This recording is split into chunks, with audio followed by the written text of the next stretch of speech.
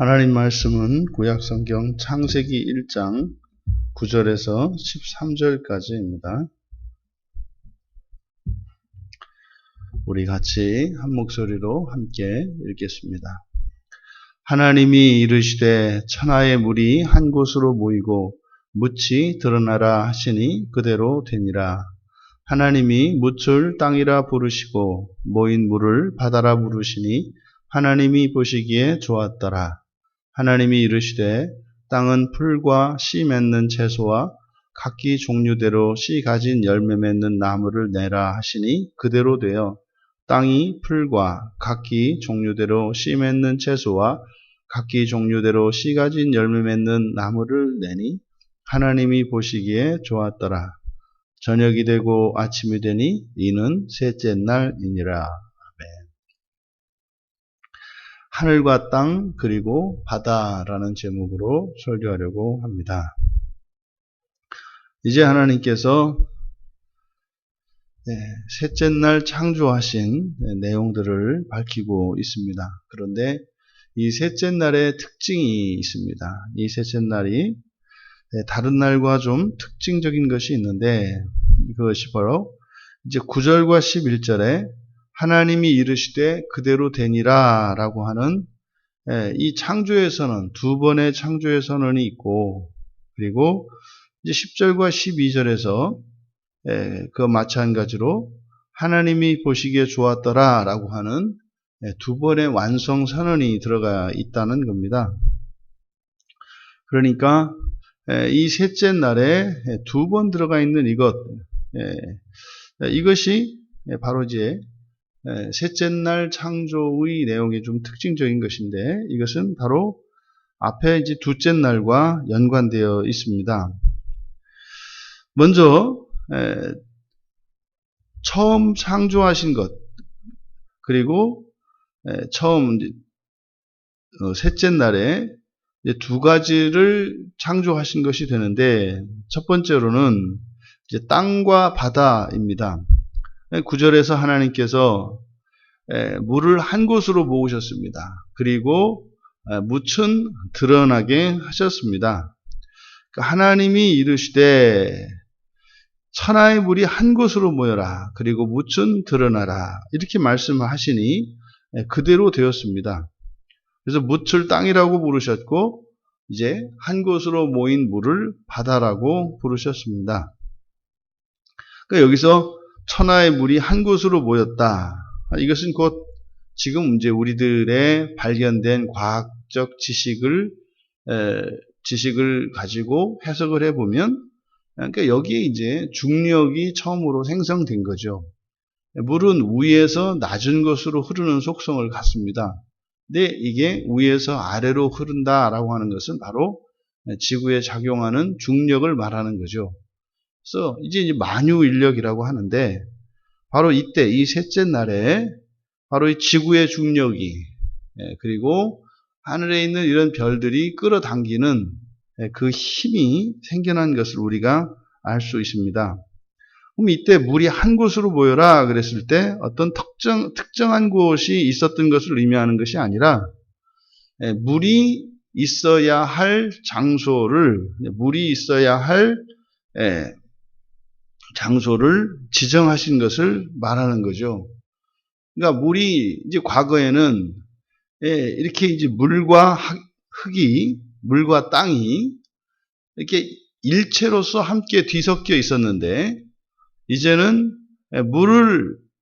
물이 거하는 특별한 공간을 지정하셔서 이제 물이 한 곳으로 모이니까 결과적으로 이제 묻이 드러난 게 되는 거죠. 그래서 물이 한 곳에 모인 것과 묻이 드러난 것은 이제 동시적인 사건인 겁니다. 그러니까 그 이전에는요, 물과 땅이 일체였다는 사실을 가르쳐 주시는 거죠.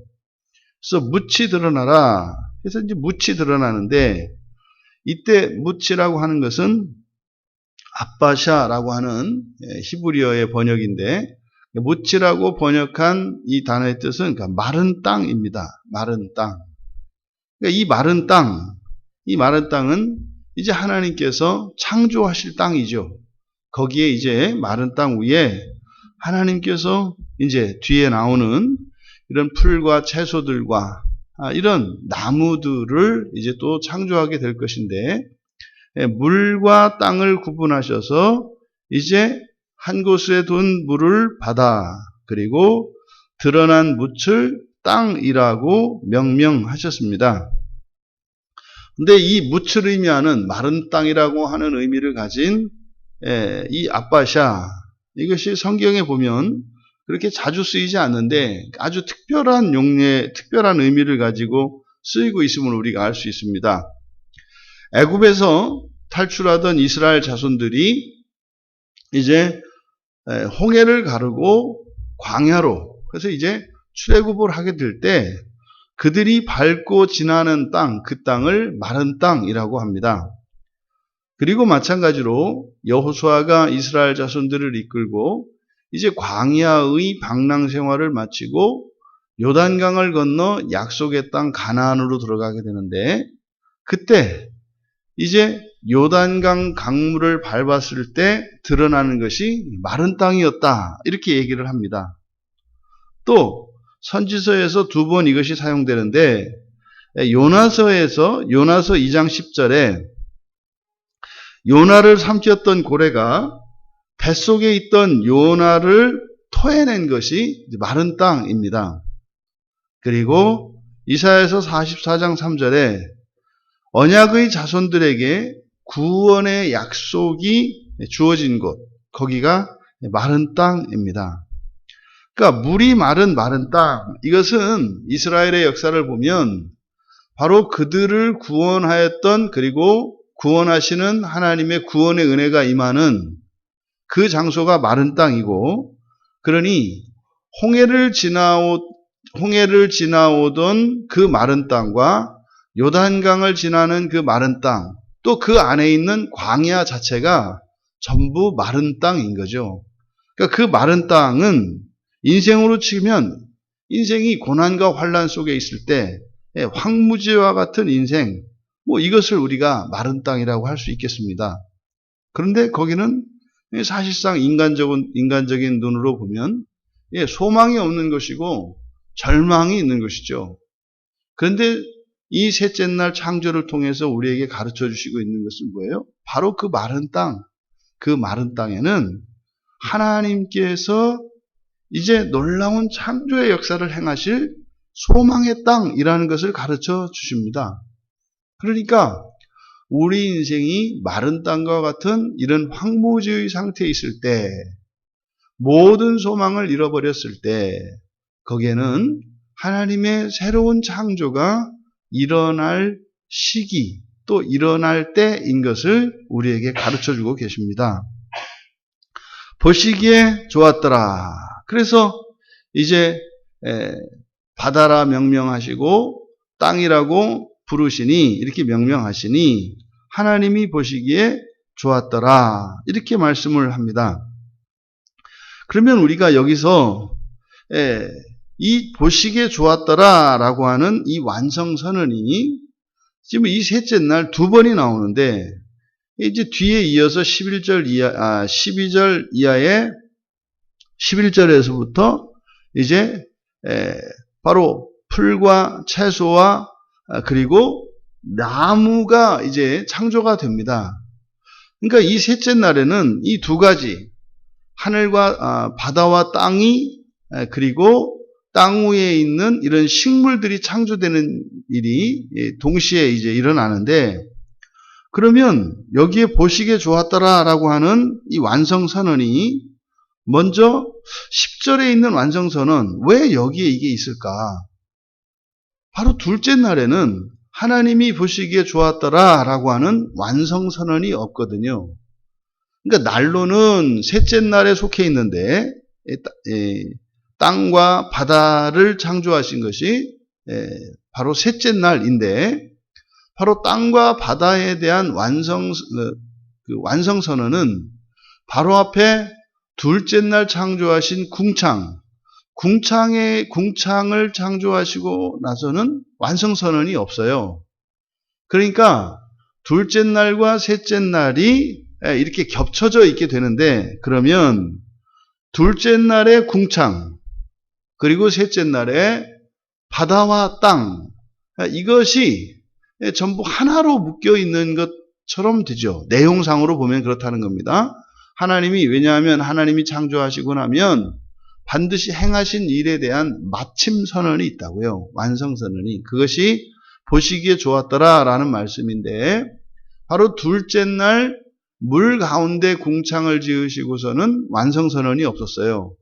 근데 마침내 이게 아랫물, 천하의 물, 그러니까 하늘 아래에 있는 이 물을 한 곳으로 모으셔서 바다라 칭하시고 그 물 속에 녹아있던 흙에서 물을 말리시니까 땅이 드러났는데, 이렇게 하늘과 궁창을 하늘이라고 하셨지 않습니까? 그러니까 하늘과 땅과 바다라고 하는, 이제 우리가 살고 있는, 우리가 생존하는 이 세 가지 공간, 하늘과 땅과 바다라고 하는 모든 공간이 이제 하나의 공간으로 하나님께서 말씀하시는 거죠. 그래서 바로 10절에서 하나님이 보시기에 좋았더라 라고 하는 이 선언은 단지 땅과 바다에 대한 선언일 뿐만 아니라 둘째 날에 창조하신 하늘에 대한 선언이시기도 하다. 그럼 왜 이런 방식으로 취하셨을까? 결국은 이 땅 때문입니다. 둘째 날 창조해서 창조하신 이 궁창, 그리고 이 궁창은 윗물과 아랫물로 나누었지 않습니까? 근데 이 윗물과 아랫물로 나누신 목적이 바로 셋째 날 창조하신 땅인 것을 나타내기 위해서 바로 이러한 방식으로 둘째 날에는 보시기에 좋았더라고 하는 창조 선언을 하지 않으시고 늦추어서 둘째 날 드디어 땅이 드러났을 때 보시기에 좋았더라라고 하는 완성 선언을 하신 것이다. 그러니까 이 땅이라고 하는 이것은 실제로 하늘이 지어진 이유인 것이죠. 실제 땅은요, 바다와 구별되어 있고 하늘과 구별되어 있습니다만 이 땅은 바다와 잇대어 있고 또한 하늘과 잇대어 있죠. 그래서 하늘과 땅과 바다라고 하는 이 엄격한 구분이 있지만 사실상 하늘과 땅과 바다라고 하는 것이 일체다라고 하는 사실을 가르쳐주기 위해서 2절의 창조 선언을 둘째 날의 창조 선언을 셋째 날의 전반부 땅과 바다가 창조된 이후에 보시기에 좋았더라라고 하는 선언을 하신 것이다 라고 우리가 볼 수 있겠습니다. 그러니까 마침내 이렇게 땅이 드러났을 때 이 땅이라고 하는 것은 하나님께서 태초에 하늘들과 땅을 창조하셨습니다. 태초에 창조하셨던 그 땅이 혼돈하고 공허했었습니다. 근데 혼돈하고 공허한 상태가 바로 물과 함께 섞여 있었고, 그것이 드디어 이제 궁창이 생기면서 물과 구별이 되어서 이제 가시적으로 드러나게 된 겁니다. 그러니까 셋째 날 비로소 이렇게 하늘과 땅과 바다라고 하는 모든 공간이 이제 창조가 된 거죠. 그리고 이제 이어서 하나님께서 드러난 그 땅을 향하여 또한 명령을 하십니다. 그러니까 땅은 풀과 씨 맺는 채소와 또 씨 가진 열매를 맺는 나무를 내라 라고 명하십니다. 그랬더니 그대로 되었습니다. 그러니까 하나님께서 땅에게 명령을 하셨죠. 그랬더니 거기에서 풀과 채소와 나무가 났습니다. 이 셋째 날의 창조를 통해서 우리가 얻을 수 있는 교훈, 첫 번째로 이런 물과 땅을 향해서 그리고 바다를 향해서, 물을 향해서, 땅을 향해서 하나님께서 명령을 하셨을 때 이렇게 물도 땅도 순종을 한다는 겁니다.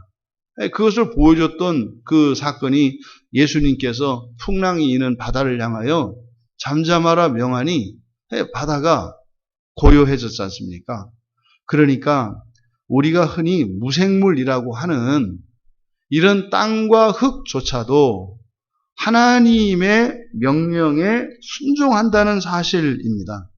그러니까 천하 만물이 하나님 말씀에 순종한다는 이 사실, 이것이 하나님의 중요한 창조 섭리이고 또한 만물이 하나님의 주권을 인정하고 있다는 사실을 성경은 보여줘요.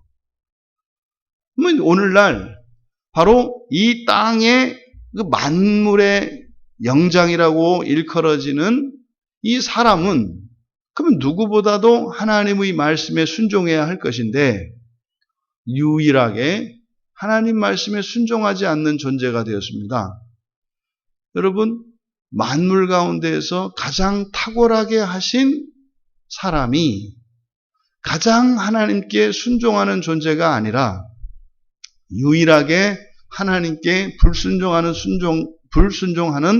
존재가 되었다고 하는 이 사실, 이것은 바로 이 죄의 비참이, 죄가 얼마나 인간을 비참하게 만든 것인지, 또 하나님의 명예와 영광을 거스르는 것인지, 거스르게 하는 것인지를 알게 합니다. 그 물에서 땅이 나오고 또 이 땅에서 최초의 생명이 나왔다는 사실. 그러니까 물도 흙도 하나님 말씀에 순종한다는 사실. 이것은 살고 있는 우리들이 가장 먼저 명심해야 하는 것입니다. 우리는 하나님의 말씀에 순종했을 때 땅과 흙도 생명을 내는 것처럼 우리가 하나님 말씀에 순종을 한다면 거기에는 또 다른 생명을 창조하시는 하나님의 놀라운 창조의 열매들이 맺힌다는 사실을 우리가 기억해야 합니다. 그리고 이 셋째 날 완성된 이 하늘과 땅과 바다라고 하는 것은 결국 우리들에게 적용하면 우리들의 삶의 터전입니다. 이 세상을 살아가는 모든 사람은요, 하늘과 땅과 바다에서 살아갑니다. 그렇다면 마침내 하나님께서 이 땅을 향하여 이런 풀과 채소와 나무를 내라 하셨을 때 그대로 되었지 않습니까? 그렇다면 우리의 삶의 자리, 그러니까 하나님께서 창조하신 이 세 공간 속에서 살아가고 있는 우리들의 이 생활의 터전, 우리들 각각의 생활의 터전이 곧 바로 이 둘째 날과 셋째 날을 통해서 하나님께서 모든 공간을 창조하시고 거기에서 이 땅에서 나오는 식물들을 창조하신 것처럼 우리들의 삶의 자리에서도 하나님께서 재창조하시는, 즉 구원을 이루고 계시다는 사실을 우리에게 계시합니다. 여전히 하나님은 지금도 우리들의 하루하루의 시간 속에 또 우리들의 생활 공간 속에 끊임없이 하나님께서 창조하고 계시다는 사실을 우리가 기억해야 할 것입니다. 그러면 하나님께서 창조하시는 가장 중요한 것은 무엇이에요? 우리들의 본성을 변화시키시는 겁니다. 우리의 본성을 변화시키시는, 그리고 본성의 변화를 통해서 우리들의 환경을 바꾸어 가시는, 마치 땅을 향하여 풀과 채소와 나무를 내라고 하셨던 것처럼 오늘도 또 우리들의 삶 속에서 언제나 하나님께서는 명령하신다는 거죠. 근데 그 일은 순종할 때 일어납니다. 그러면 우리가 하나님의 말씀에 순종하며 살아간다면, 다시 말해 하나님께서 구원하시고자 하시는 그 구원의 손길을 따라 살아간다면 우리의 삶 속에 우리의 존재, 우리의 내재된 우리의 본성과 우리의 인생 가운데 재창조하시는 일이 일어날 것이다. 왜요?